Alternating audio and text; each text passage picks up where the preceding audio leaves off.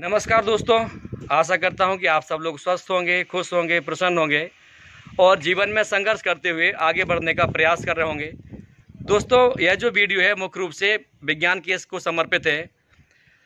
तो अभी इससे पहले मैं आपको बता दूं, खासकर जो भाई बहन मेरा ये चैनल पहली बार देख रहे हों, कि मैं अपने इस छोटे से चैनल पर पढ़ाई लिखाई से संबंधित, सरकारी नौकरी से संबंधित और मोटिवेशनल वीडियोज़ लाता रहता हूँ और हमेशा सही और विश्वसनीय जानकारी लाता हूं। कभी भी कोई भी फेक न्यूज़ में लेके नहीं आता।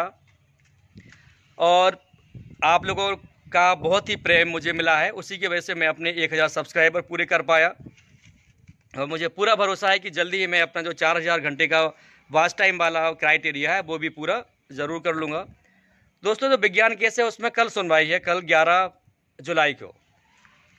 और 11 जुलाई की सुनवाई के अलावा इसको ऐसा भी कहा गया है कि 22 अगस्त को, जो 11 जुलाई की सुनवाई है वो है 22,359 वाले केस की, लेकिन उसमें ये भी लिखा है साथ साथ कि इसको 16,384 वाला केस है उसके साथ में इसको लिस्ट किया जाए 22 अगस्त को।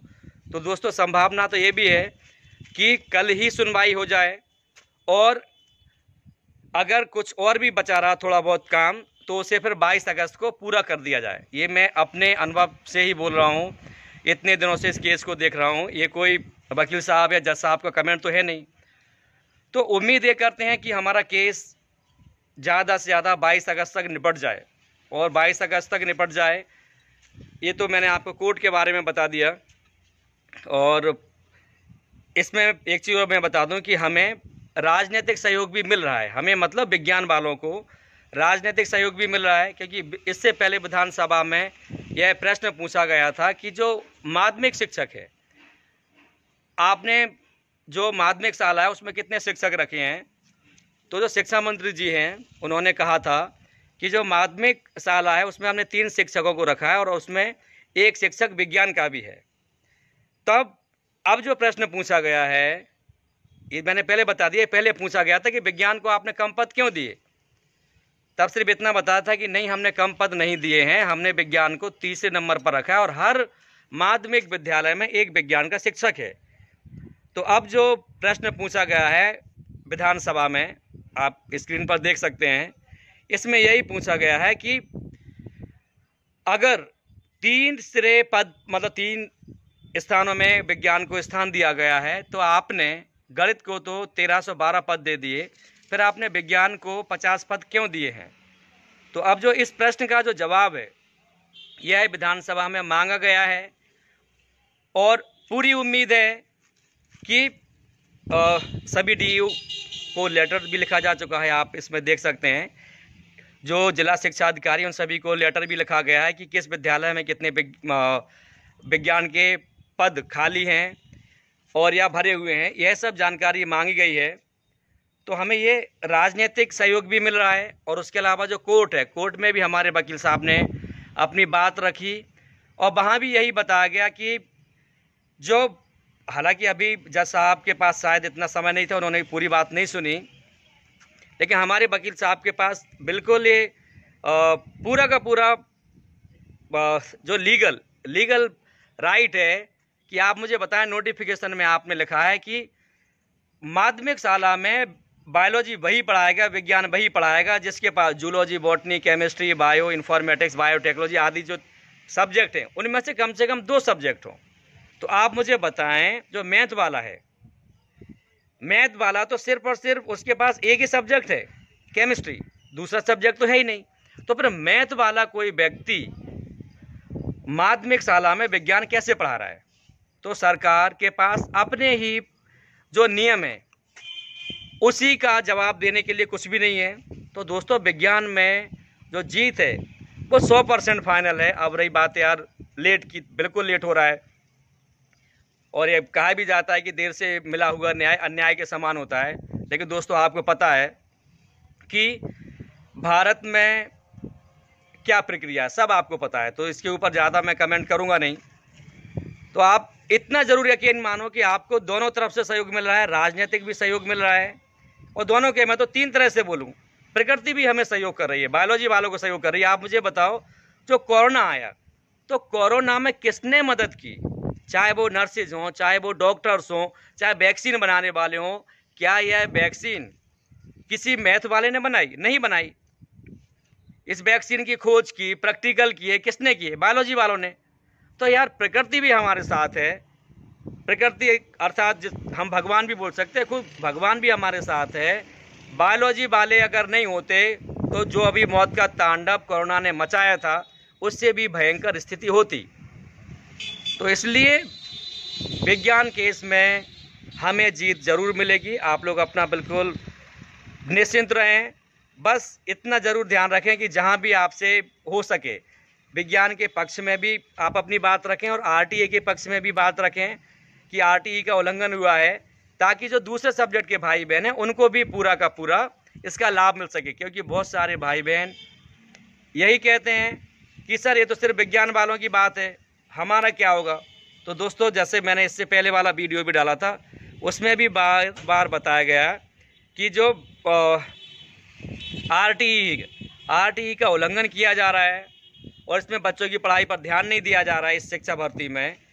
तो उसमें सारे सब्जेक्ट की ही बात है। आरटीई की जब बात करते हैं हम, तो दूसरे सब्जेक्ट वाले जो सोचते हैं कि यार इस केस में तो हमारा कुछ भी लेना देना नहीं है। दोस्तों, मुझे उम्मीद है कि यह बात जब आरटीई की है तो सारे सब्जेक्ट को न्याय मिलेगा इसमें, चाहे फिर वो हिंदी हो, चाहे वो सामाजिक विज्ञान हो, चाहे वो उर्दू हो, चाहे संस्कृत हो और चाहे फिर विज्ञान।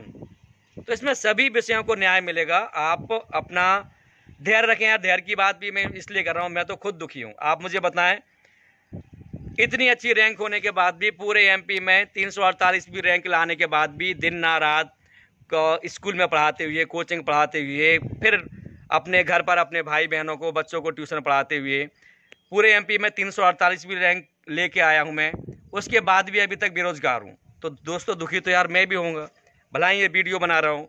वीडियो का भी मैंने आपको रीज़न बताया था कि यूट्यूब पर भी इसलिए आया क्योंकि एक ही प्रश्न का जवाब मुझे कई भाई बहनों को देना पड़ता था। तो इससे अच्छा है यार कि अपनी बात तो यूट्यूब के माध्यम से ही रख दो।